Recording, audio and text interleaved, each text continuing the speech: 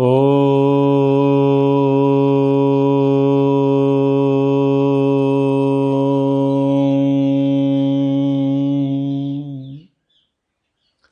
महाभारत अध्ययन की कक्षा में आप सभी का स्वागत है।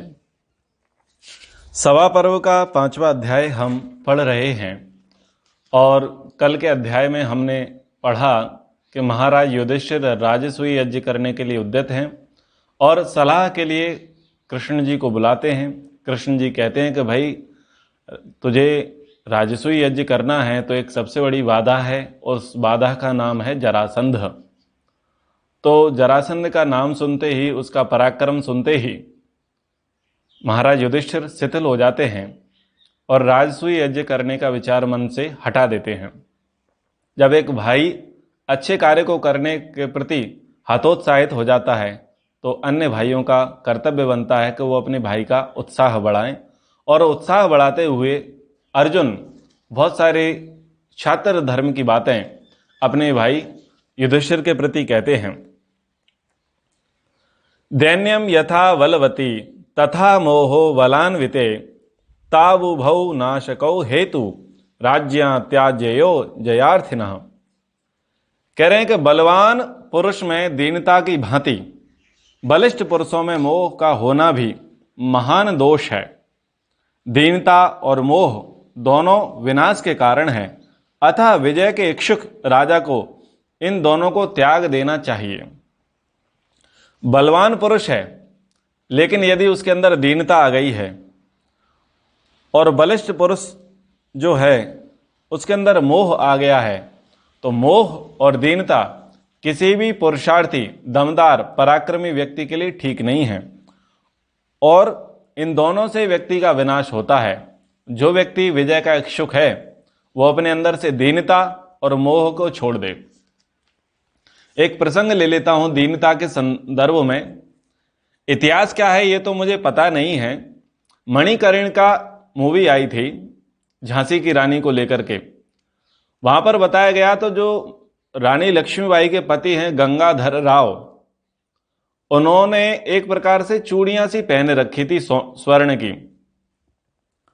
यानी वो राजा थे, समर्थ थे, लेकिन एक वेतन भोगी से अधिक कुछ नहीं थे। केवल गंगाधर राव ही नहीं, बहुत सारे ऐसे राजा थे जो अपने अपने राजधानियों पर राज्य तो कर रहे थे, पर वो केवल और केवल अंग्रेजों के वेतन भोगी थे, उससे अधिक कुछ नहीं। यानी बलवान थे, परंतु उनके अंदर दीनता थी, और वो दीनता बहुत बड़े विनाश का कारण हुई इतिहास के अंदर। तो अर्जुन कह रहे हैं कि बलवान हो, अपने अंदर दीनता मत लाओ, क्योंकि दीनता लेकर के आओगे तो विनाश का कारण बनेगी। आगे कहते हैं, अनारंभे ही नियतो भवेद अगुण निश्चयाः गुणान् निसंशयाद राजान नैर्गुण्यम मन्यते कथम। यदि हम यज्ञ का आरंभ नहीं करते तो निश्चय ही हमारी अयोग्यता और दुर्बलता प्रकट होती है। अतः राजन, निश्चित गुण की उपेक्षा करके आप निर्गुणता का कलंक क्यों स्वीकार करते हो? जो व्यक्ति सामर्थ्यशाली है, पराक्रमशाली है, बुद्धिमान है, ये तीनों गुण होने के बावजूद भी यदि उन गुणों का वह प्रयोग नहीं करता तो उसके पुरुषार्थ, बुद्धिमान, पराक्रमी होने का कोई मतलब नहीं है। जैसे कि लोग कहते हैं कि ईश्वर ने संसार क्यों बनाया, उसको संसार बनाने की आवश्यकता क्या पड़ी? तो उत्तर सीधा सा यही है कि जिसके पास जो गुण है, यदि वो गुण के अनुरूप कर्म ना करे तो उसके गुणवान होने का लाभ क्या है? समझ में आ रहा है?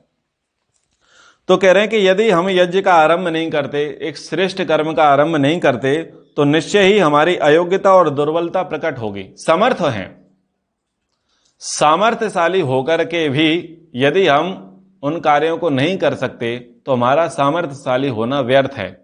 कहने का तात्पर्य है कि यदि हम धनवान हैं और यदि उस धन का दान और भोग नहीं करते तो हमारे धनवान होने का कोई मतलब नहीं है।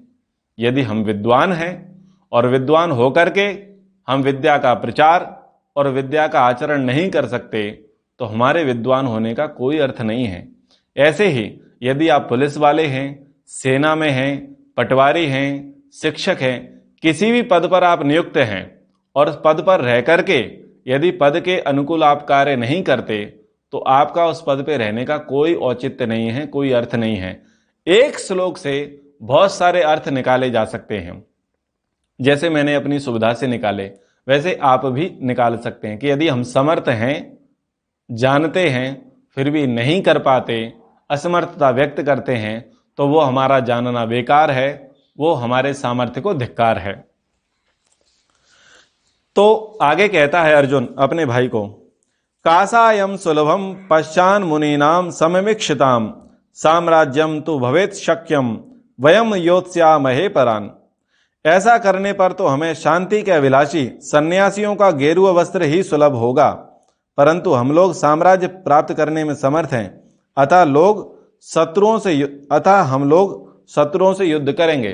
अपने भाई को बोलते हैं कि यदि हमको नहीं करना तो एक काम करते हैं, राजपाट छोड़ो और सन्यास को धारण कर लेते हैं।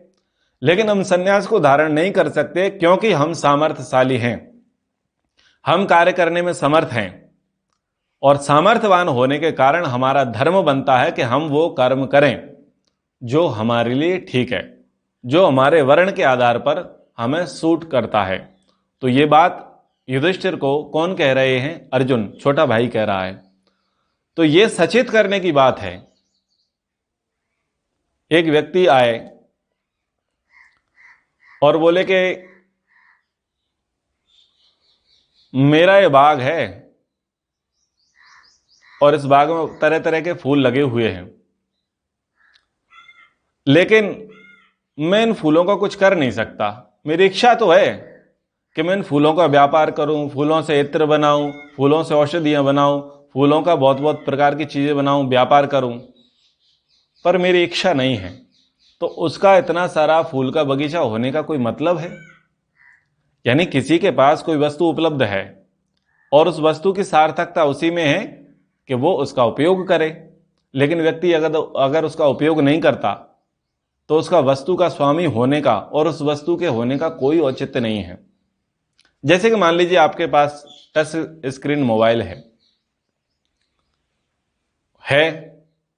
और आपको उसका प्रयोग करना चाहिए, लेकिन आप फिर भी नहीं करते, तो उसके मोबाइल के होने का और आपके अंदर ये मोबाइल के खरीदने, आपने जो मोबाइल खरीदा वो व्यवहार भी फिर आपके दोनों का कोई मतलब नहीं है।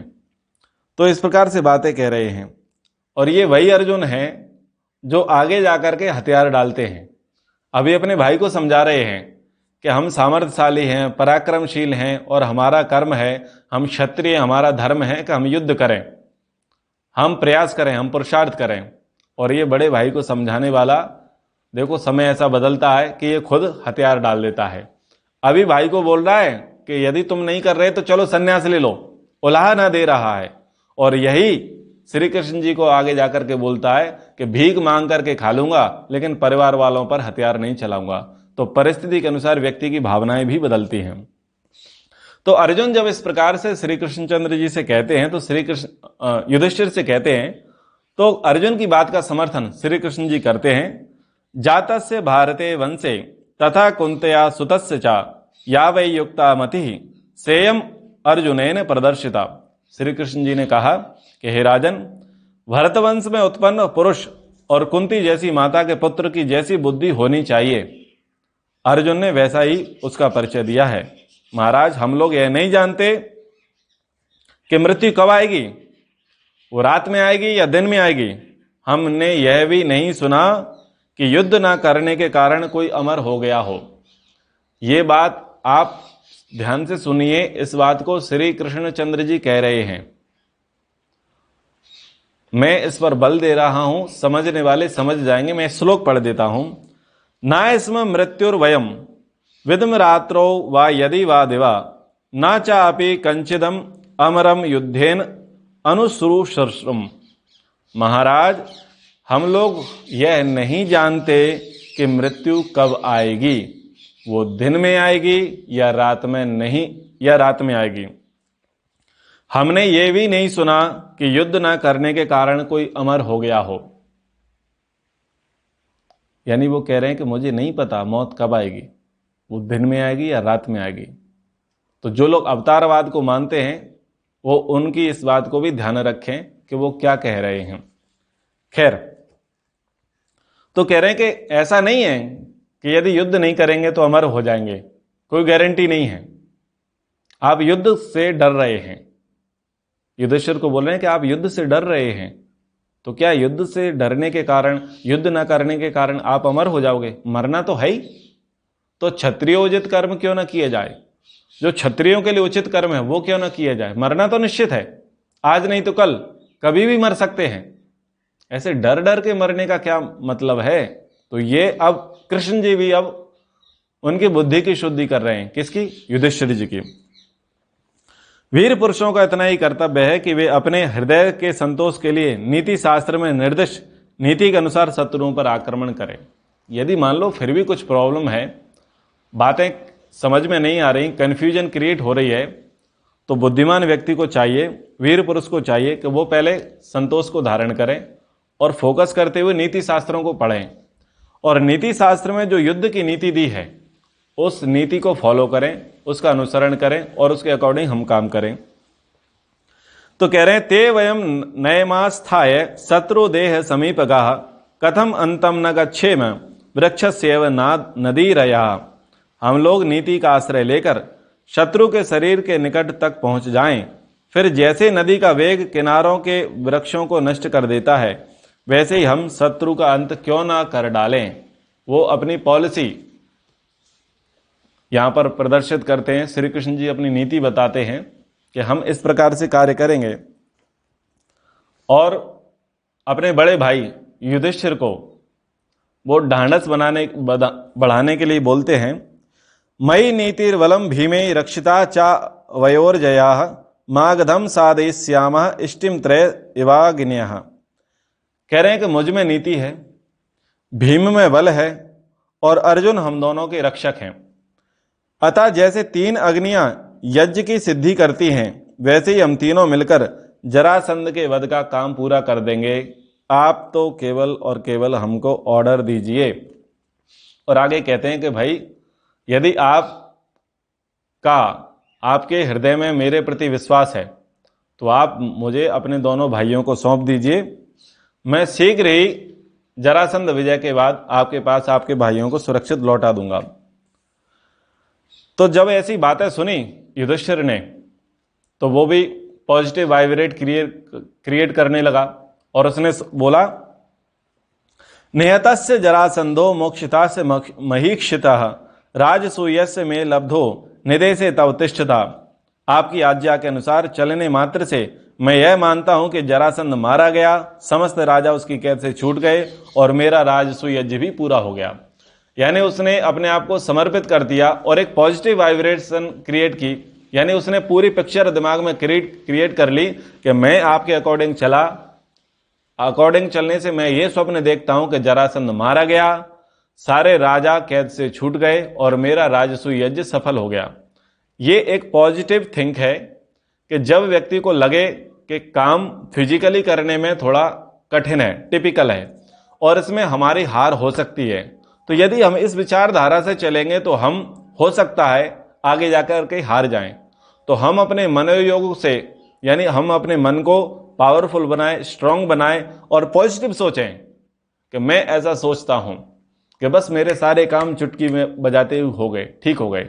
ये पॉजिटिव सोचने का तरीका है और ये पॉजिटिव सोचने का तरीका यहां पर बताया। युधिष्ठिर सोचने लग गया, जो व्यक्ति डर रहा था वो व्यक्ति का डर दूर हो गया, संशय दूर हो गया और वो ये कल्पना करने लग गया कि मैं तो राजा ही बन गया, जरासंध मारा ही गया और सारे राजा जो बंदी थे वो छूट गए। तो श्री कृष्ण जी भीम और अर्जुन युधिष्ठिर की आज्ञा पा करके जरासंध की नगरी मगध में चले जाते हैं। तो वे मुख्य फाटक पर न जाकर नगर के चैत्यक नामक ऊंचे स्थान पर चढ़ जाते हैं और उस चैत्यक का विशाल शिखर बहुत पुराना परंतु सुदृढ़ होता है। श्री कृष्ण आदि तीनों वीर अपनी भुजाओं के बल से टक्कर मार करके उस दीवाल को गिरा देते हैं और उसके माध्यम से वो जरासंध की नगरी में प्रवेश करते हैं। श्री कृष्ण जी के द्वारा जो भी कार्य किए गए वो बड़े सूझबूझ के साथ होते थे, नीति के साथ होते थे और दीर्घगामी हुआ करते थे। वो कोई आम काम नहीं करते थे। श्री कृष्ण जी की ही सम्मति पर वो मुख्य द्वार से नहीं गए, बोले कि हम साइड से चलेंगे, क्योंकि हम शत्रु के पास जा रहे हैं तो हम अपने पराक्रम के हिसाब से चलेंगे, अपने स्टेटस के हिसाब से चलेंगे। वो एक बड़े स्थान पर जाते हैं और जो मजबूत दीवार है उस दीवार को तीनों भाई मिलकर के तोड़ करके अंदर घुस जाते हैं, और इसके मायने आगे आपको समझ में आएंगे। राजा के भवन में जाते हैं, ब्राह्मण का वेश रखते हुए, माला पहन करके, चंदन लगा करके वो जरासंध के पास जाते हैं। वहाँ पर उनका मधुपर्क होता है, गोदान होता है, बढ़िया ब्राह्मणों के का जैसे सम्मान होता है वैसे उनका सम्मान होता है। तो जरासंध आता है कि भाई आप लोगों का स्वागत है मेरी नगरी में, आप पधारिए। तो उस समय भीम और अर्जुन मौन थे। अतः महाबुद्धिमान श्री कृष्ण ने कहा कि हे राजेंद्र, ये दोनों एक व्रत नियम में दीक्षित हैं, अतः आधी रात से पहले नहीं बोलेंगे। आधी रात व्यतीत होने पर ये दोनों आपसे वार्तालाप करेंगे। तब जरासंध उन्हें यज्ञशाला में ठहराकर स्वयं राजभवन में चला गया। यानी भेंट वार्ता करने के लिए आए तो इनको बोल दिया भीम और अर्जुन को कि तुम चुप रहना, मुंह मत खोलना, और तुम्हारी तरफ से बोलने का काम मैं करूंगा। क्योंकि भरोसा नहीं है भीम का, भीम बोल पड़े तो काम बिगड़ जाए, और हो सकता है भीम के बोलने से पीछे पीछे अर्जुन भी बोल पड़े, संयम खो दें, बोले तुम दोनों चुप रहोगे, तुम कुछ नहीं बोलोगे। उन्होंने बोला कि इन लोगों का व्रत है, ये आधी रात को अपना मौन खोलेंगे, उसके बाद आप मिलना। इसका कारण क्या था कि यदि ये बोल पड़ते और तीनों ही अपना परिचय देते तो कोई गारंटी नहीं थी कि जरासंध दोबारा उनसे भेंट वार्ता करते। इसलिए इनको चाहिए था एकांत। पर्सनल डिस्कशन के लिए उन्होंने इस नीति का पालन किया कि ऐसा बोला जाए ताकि ये दोबारा हमसे मिलने आए। तो चूंकि जरासंध देखा कि ब्राह्मण आए हुए हैं, केवल एक ही ब्राह्मण से मेरी वार्ता हुई है और 2 विप्र ब्राह्मणों से अभी मिलना शेष है, इसलिए उनके बताए हुए समय के आधार पर वो उनसे मिलने के लिए आते हैं। यानी एकांत में मिलना वाली जो योजना थी वो उनकी यहां पर सफल हो जाती है। जब जरासंध आता है तो जरासंध को आते हुए देख करके ये तीनों ब्राह्मण बोलते हैं कि आपका कल्याण हो। तो जरासंध इतनी देर में सारी की सारी चीजें पता कर चुका होता है, क्योंकि वो दिन में आए और रात्रि में मिले। इस बीच में उन्होंने सारी चीज पता कर ली कि कोई व्यक्ति आया है जिसने किले की दीवार को तोड़ा है और तोड़ करके अंदर प्रवेश किया है। तो राजा के गुप्तचर तो स्मार्ट होते ही हैं। तो कहता है कि हे ब्राह्मणों, अब वो उनका अपमान करते हुए बोलता है, उसको कुछ संदेह होता है उन तीनों पर।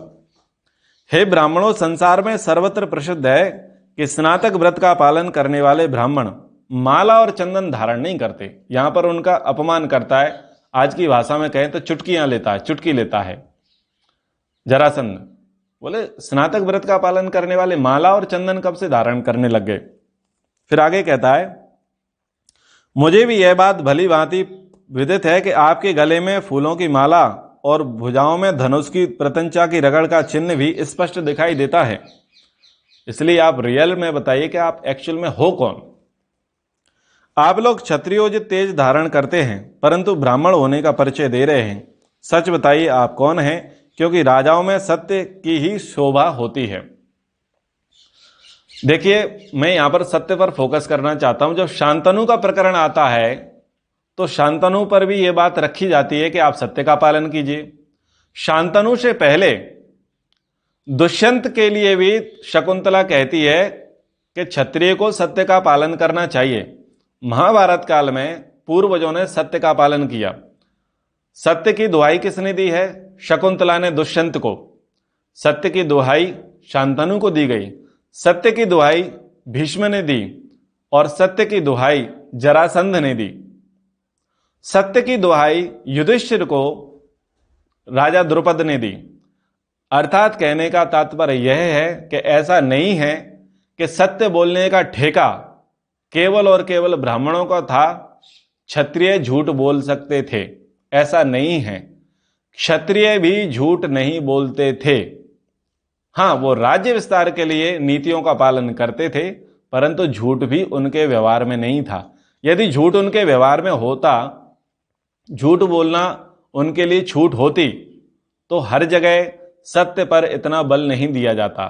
मैं एक बार फिर से कहता हूं, शकुंतला सत्य क्या दुहाई देती है, दुष्यंत को, शांतनु को सत्य की दुहाई दी जाती है, भीष्म जो है सत्य की दुहाई देते हैं सत्यवती को कि मैं अपने सत्य को नहीं छोड़ूंगा। राजा द्रुपद जब ये ब्राह्मण वेश में पांडव होते हैं तब उनके कहते हैं कि भाई ये वेश छोड़ो और रियल में बताओ आप कौन है, आपको सत्य की, क्षत्रिय का कर्म है वो सत्य बोले।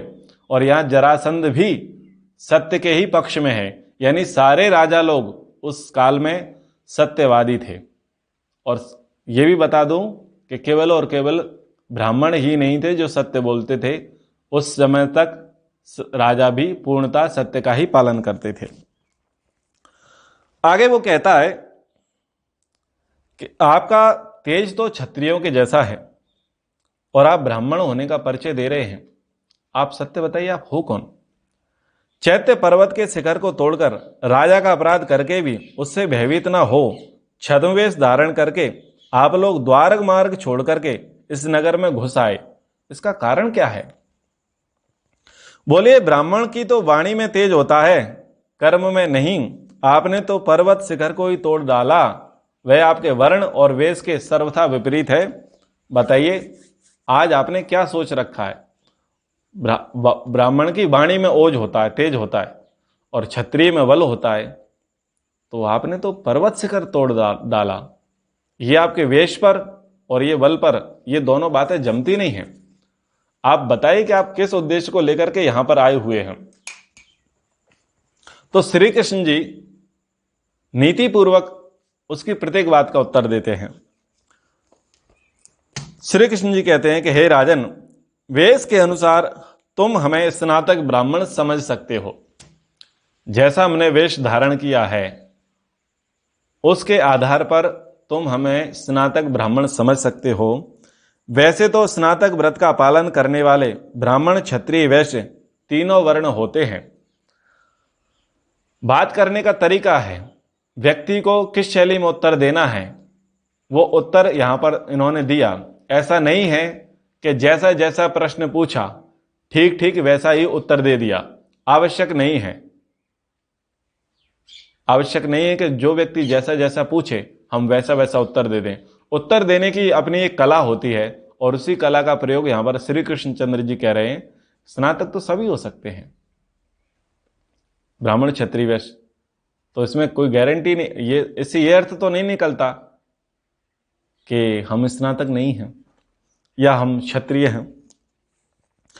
तो अब उसने माला पर आपत्ति उठाई थी जरासंध ने, तो माला के विषय में कहते हैं, पुष्पवत्सु ध्रुवा श्रेष्ठ पुष्पवंतस्ततो वयम क्षत्रियो बाहुर्वीर्यस्त तु न तथा वाक्य वीर्यवान।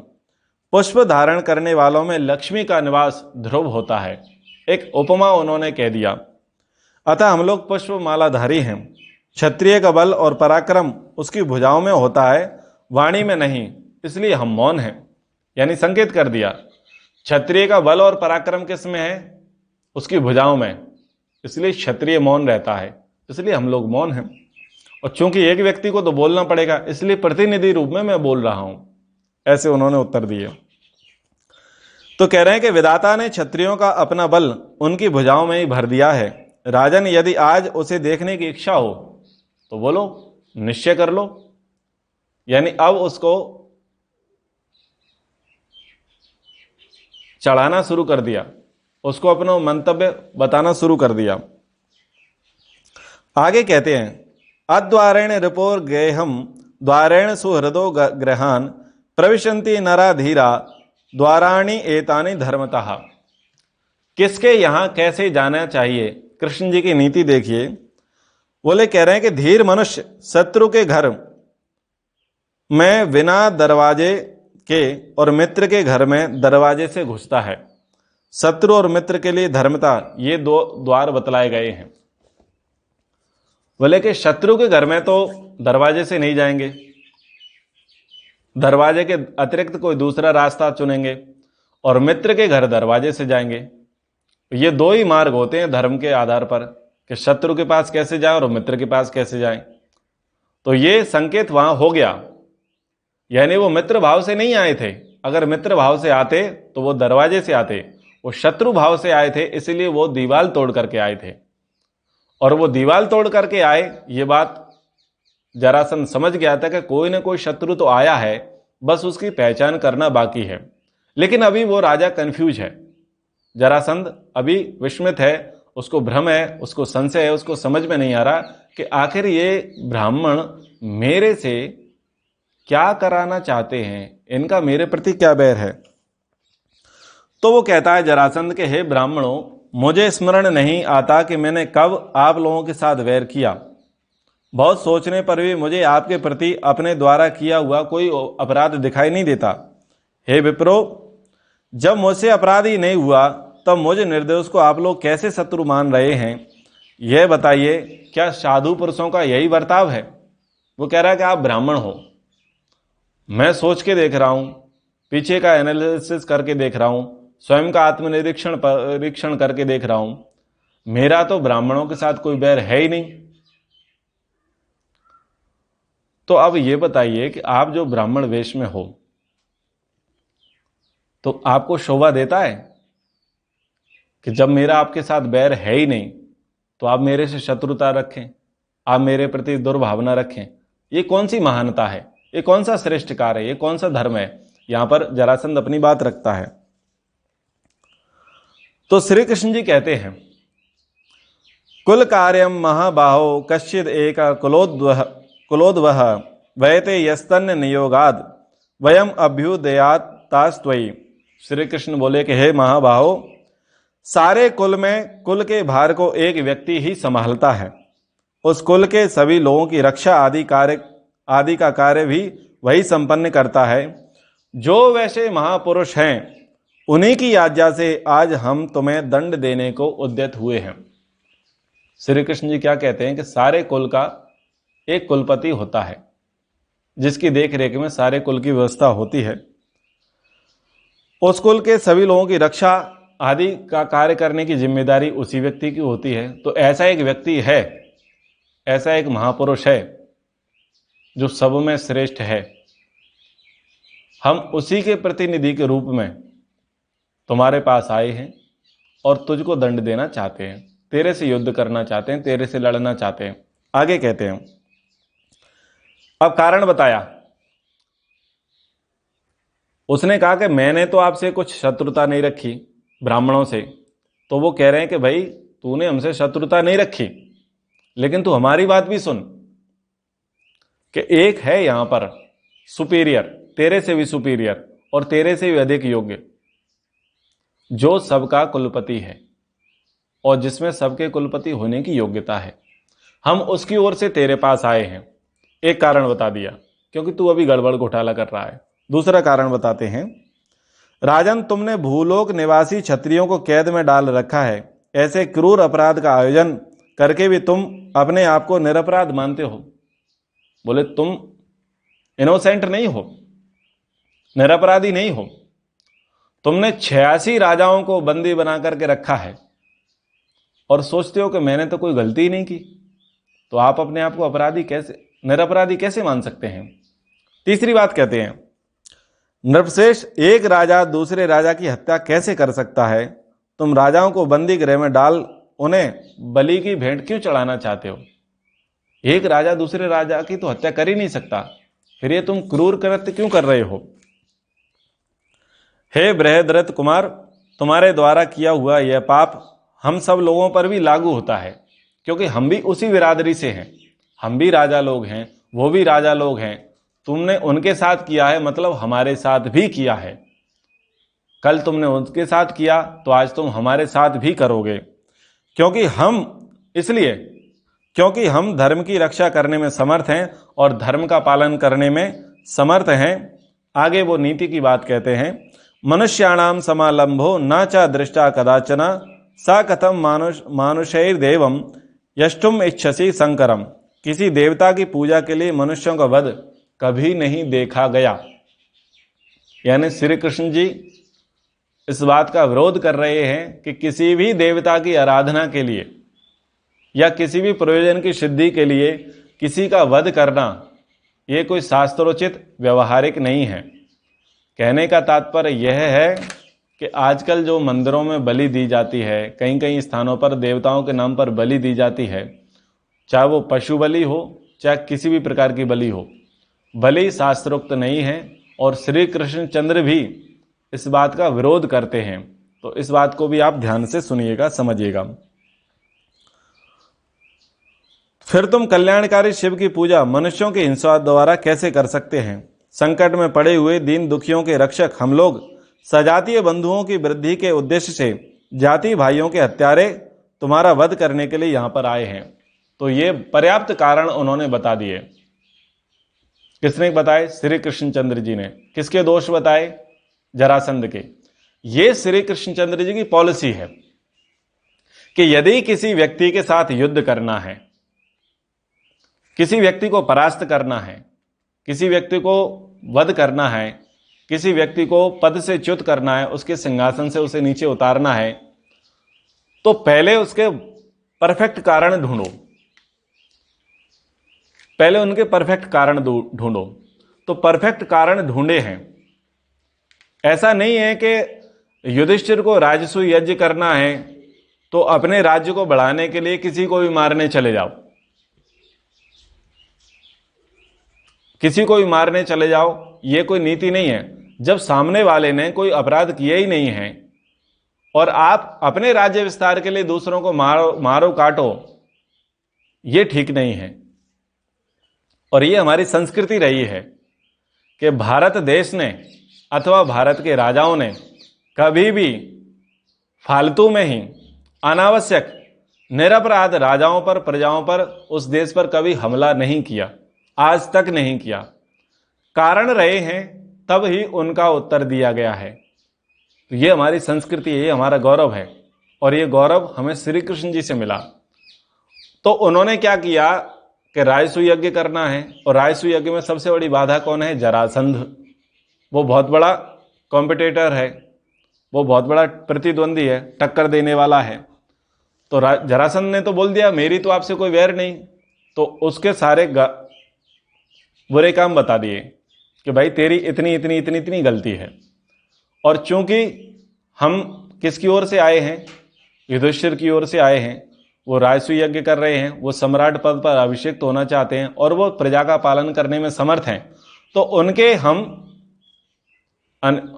उनकी ओर से आए हैं और तुझे दंड देना चाहते हैं।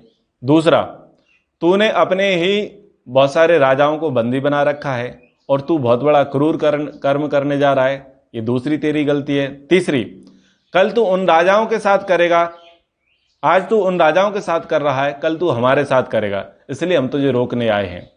और वो भी राजा हैं, हम भी राजा हैं, जाति भाई होने के कारण हम तेरा विरोध करने आए हैं। सोचिए अगर ये संदेश जो श्री कृष्ण जी का है ये मध्यकाल के राजाओं को मिला होता तो भारत देश गुलाम नहीं होता। हमारे देश के मध्यकालीन राजा इसी में रह गए कि अभी हमला हमारे देश में नहीं हो रहा, मेरे राज्य की सीमाओं पर नहीं है। अभी तो वो झांसी में है, अभी तो वो ग्वालियर में है, अभी तो वो पानीपत में है, अभी तो वो मेरठ में है, अभी तो वो तक्षशिला में है, अभी तो वो मगध में है, अभी तो वो केरल में है, अभी तो वो कर्नाटक में है, अभी तो वो आसाम में है। हमारे यहाँ नहीं है। सारे के सारे राजा, मध्यकालीन राजा इसी में रह गए कि भाई उनसे हमारा कोई लेना देना नहीं है। उनकी संस्कृति अलग है, हमारी संस्कृति अलग है। वो मर रहे हैं तो मरने दो, हमें कोई लेना देना नहीं है। जब हमारे पास आएंगे तो हम देखेंगे। तो ऐसी थिंकिंग हमारे मध्यकालीन राजाओं की थी। और श्री कृष्णचंद्र जी की थिंकिंग क्या थी? उनकी ये थिंकिंग थी कि ये ऐसा सैलाब है, ऐसा समुद्र है जो बहुत सारे बांधों का अस्तित्व समाप्त कर देगा। ये 86 राजा तो इसने बंदी बना लिए हैं, आगे इसकी गिनती में हम भी आ सकते हैं, इसलिए इसको समय पर रोकना चाहिए। ये पॉलिसी अगर बाद के किसी कथाकारों के द्वारा, किसी प्रवचन करने वालों के द्वारा, अथवा इस प्रसंग को लोगों को सुनाया गया होता, क्षत्रियों को सुनाया गया होता और लोगों ने इस प्रसंग से प्रेरणा ली होती, तो वो राजा अपने पड़ोसी राजाओं की सहायता के लिए आ गए होते और जो विधर्मी थे, जो विदेशी आक्रांता थे, वो इतना अंदर नहीं घुस पाते। ये बहुत बड़ा कारण रहा कि हम अपने झूठे अहंकार में, झूठी प्रतिष्ठा में रह गए, हम स्वार्थ में रह गए और हमने अपने पड़ोसी राजाओं की सहायता नहीं की। ये हमारा संस्कृति नहीं है, ये हमारी सभ्यता नहीं है। अगर हम कृष्ण जी को मानते हैं तो वो कह रहे हैं, वो समझा रहे हैं, उनके व्यक्तित्व से, उनके चरित्र से हमको ये बात सीखनी चाहिए कि यदि पड़ोसी परेशान है तो कल को आप भी परेशान हो सकते हैं। आज भी बहुत सारी ऐसी शक्तियां, ऐसी ताकतें लगी हुई हैं जो निरंतर अपना जाल फैला रही हैं, बड़ी हो रही हैं और उनके कारण बहुत सारे लोग परेशान हैं।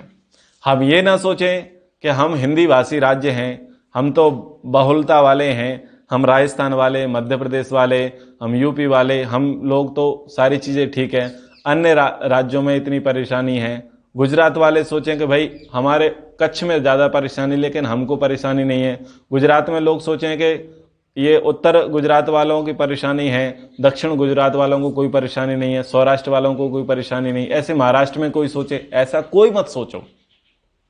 भारत के किसी भी राज्य में, किसी भी प्रांत में, और वो किसी भी भाषा वाले हों, किसी भी मान्यता वाले हों, वो ऐसा ना सोचें कि मैं सिक्योर हूँ, पड़ोसी मरता है तो मरने दे। हमको सभी को मिल करके उन ताकतों के साथ मिलजुल करके खड़ा होना है और उनका मुकाबला करना है, उनको मुंह तोड़ जवाब देना है, क्योंकि वो धीरे धीरे धीरे धीरे करके हमारी संस्कृति में सेंध लगा रहे हैं और एक एक करके वो हमको मार रहे हैं। एक किस्सा है बड़ा गजब का। एक किसान था, दृष्टांत है। एक किसान था, किसान का गन्ने का खेत था। गन्ने का खेत था तो 3 लोग जो थे, एक था बनिया, एक था ब्राह्मण और एक था क्षत्रिय। नहीं, एक था बनिया, एक था ब्राह्मण और एक था नाई। 3 लोग थे। उन लोगों ने उसके खेत से गन्ने ले लिए और गन्ने चूसने लग गए, खाने लग गए। वो किसान आया, किसान ने उन तीनों को देखा, किसान ने बुद्धि लगाई तो वो सबसे पहले नाई से बोला, क्यों रे नाई, मैंने तेरे बाप का क्या खाया और तेरी हिम्मत कैसे हुई, तू मांग लेता। तो उसने नाई को पीटा। तो उसने पहले किसको फोकस किया, नाई को। तो जो ब्राह्मण था और बनिया था वो साइड हो गए, बोले ये इसको बोल रहा है, हमको नहीं बोलेगा। फिर बनिया को बोला, क्यों सेठ जी, तुम पे पैसे की क्या कमी थी, तुम तो बड़े पेट वाले हो, तुम्हारे पास तो किसी प्रकार की कोई कमी नहीं है, तुम तो धन से संपन्न व्यक्ति हो और हम गरीबों के पेट पर लात क्यों मारते हो। जब हम माल बेचने आते हैं तब तो आप हमें खूब सुनाते हो और यहाँ कर आप हमारे यहाँ से ये चीज़ें लेते हो, ये आपको शोभा देता है। 2-4 थप्पड़ बनिया को भी लगा दी, 2 को पिट गया। अब बारी आई पंडित जी की, बोले महाराज आप तो ब्राह्मण हैं, आपको चोरी करना शोभा देता है क्या। तो 2-4 लगे हाथ वो पंडित जी को भी ठोक देता है। कहने का मतलब है कि वो एक व्यक्ति 3 व्यक्तियों को ठोकता है क्रम से, और वो तीनों इसलिए ठुक जाते हैं, वो ये सोचते हैं कि अभी तो इसको मार रहा है मुझे नहीं मारेगा, अभी तो इसको मार रहा है मुझे नहीं मारेगा, और क्रमशः वो अकेला व्यक्ति वो 3 व्यक्तियों को ठोक देता है। समझ में आ रहा है। ऐसे ही हम जाति में बटे, पंथों में बटे, संप्रदायों में बटे, भाषाओं में बटे, लेकिन हमने ये नहीं देखा कि हमारा शत्रु तो एक ही है और वो आ रहा है, और बस हम यही सोचते रह गए ठीक है पड़ोसी है, पड़ोसी है। तो आप इस चीज को देखो, नोट करो। वो जरासंध को बोल रहे हैं कि भाई तूने इतने लोगों को मारा है, इतने लोगों को तू मारने वाला है, बंदी बना लिया, तो हमारा धर्म है हम उनकी रक्षा करें, वो भी हमारे जाति भाई हैं, इसलिए हम तुझे दंड देना चाहते हैं। तो इस प्रसंग में बहुत अच्छी बातें हैं और आगे भी हम इस प्रसंग को लेंगे, आप ध्यान से इसको सुनिएगा। तो अभी कक्षा को हम यहीं विराम देते हैं, समय हो गया है। तो एक बार ओम का उच्चारण। ओम। नमस्ते।